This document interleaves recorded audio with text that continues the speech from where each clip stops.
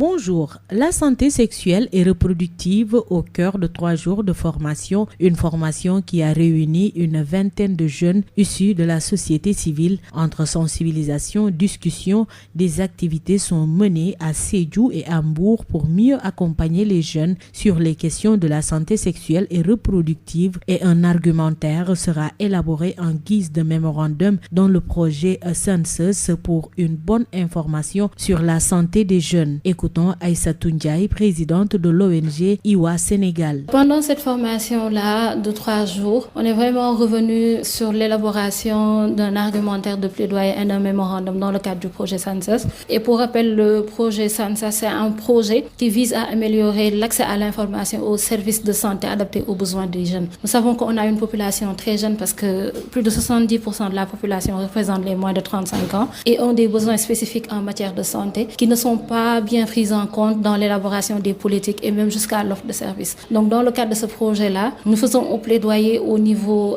national et local en même pour vraiment avoir une représentation de qualité de jeunes dans les instances de prise de décision où on élabore vraiment tout ce qui est politique publique de santé et programme, mais également au niveau local de vraiment intégrer aussi les jeunes dans les instances de prise de décision au niveau local pour vraiment être au cœur de tous ces processus, de pouvoir suivre tout ce qui est élaboration, mise en œuvre, exécution et suivi des politiques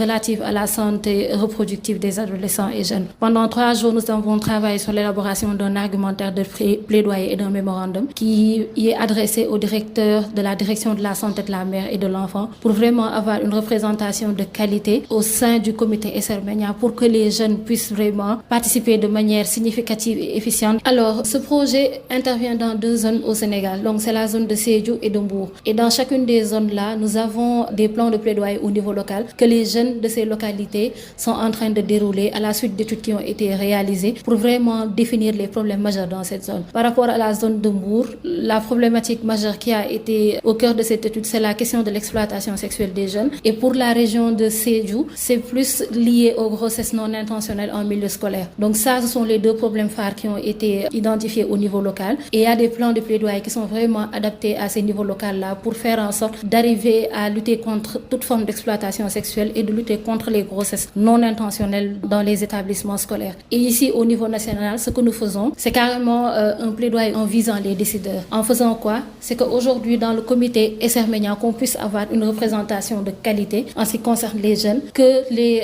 besoins des jeunes puissent être pris en compte de manière effective dans l'élaboration de ces politiques. Parce que c'est ces politiques-là qui guident vraiment tout ce qu'on est en train de faire en matière de santé au niveau national. Cette formation s'est déroulée grâce à la collaboration de Action for Change, IWA Sénégal et l'ONG GED. Merci de nous avoir suivis. Rendez-vous est pris pour un nouveau numéro.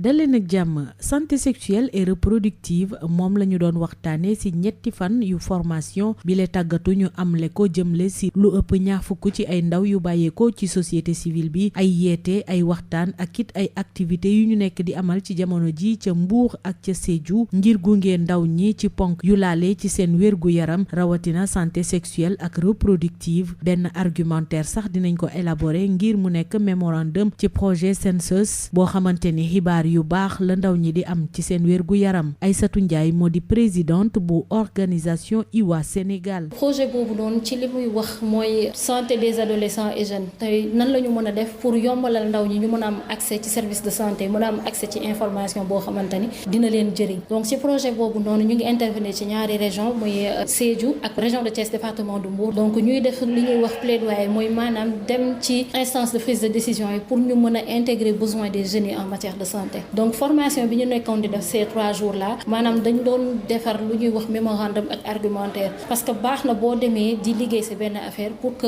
nit yi mën a xam exactement lan moo ko mbébét nit. Donc argumentaire yooyu daf ñuy permettre tey jii ñu mën a waxtaan ak direction de la santé de la mère et de l'enfant nga xamante ni direction boobu ñooy gérer lépp lu jëm ci wàllum élaboration politique et programme de santé ak santé de la reproduction. Donc ci formation boobu noonu daf ñuy permettre ñun ñu mën a wax li nga xamante ne ñun moom moo ñu soxal lu jëm ci santé de la reproduction des jeunes nga xamante ni tey li ñuy wax comité SRMENIA nga xamante ni ñooy comité bi nga xam ne ñooy liggéey ci politique de santé bi wax santé de la mère santé des adolescents et jeunes le santé du nouveau-né nga xamante ni dinañu mën a intégrer les besoins des jeunes ci politique boobu noonu parce que gis nañ ni que population Sénégal bi jeunes yi ñoo ci gën a ëpp ñi nga xamante ne amaguñu 35 ans ëpp nañu 70%. Donc pour ñun c'est important que besoin wu jeunes yooyu noonu nga xamante ni ñu mën leen jël en compte de manière spécifique parce que ci politique yi loolu amu ci woon donc dañ doon jël li nga xam ne moom mooy soxlawu ndaw ñi boole ko ak soxlawu jigéen ñi soxlawu góor ñi ak soxlawu xale yi alors que tranche d'âge bu nekk dafa am ay problèmes yoo xamante ni moo correspondre ak moom donc ñun ci loolu la ñu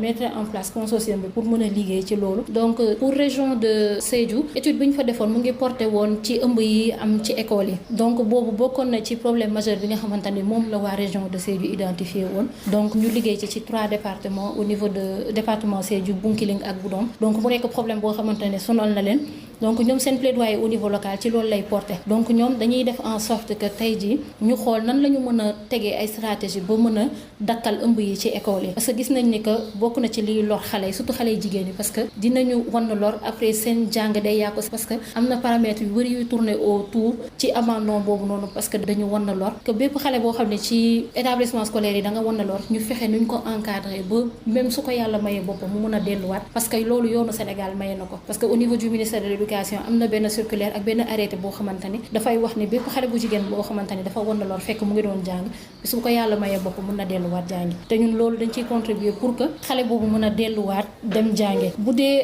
département de Mbour ñu ngi doon def étude bi sur l'exploitation sexuelle parce que boobu tamit bokk na ci problème majeur yi leen fa gën a sonal y a beaucoup de paramètres yuy def que ni tey beaucoup de jeunes ñu ngi subir exploitation sexuelle parce que c'est des personnes yoo xamante ni y a la question de l'ignorance am na ñoo xam ne pauvreté moo tax ñuy dund loolu donc y a beaucoup de choses qui ont été identifiées ci étude buy wane ni que war nañu teg ay stratégies en place di sensibiliser ndaw ñi di leen jàppale ñu am accès à l'information mën a dem également ci service de santé yi pour mën a éviter tout ce qui est lié à l'exploitation sexuelle mais également di liggéey ak famille c'est important. Bile formation mu ngi am ci lëkkaloowu Action for Change IWA Sénégal ak ONG JED jaajëfal naa leen ci déglu bi dig daje ci beneen numéro.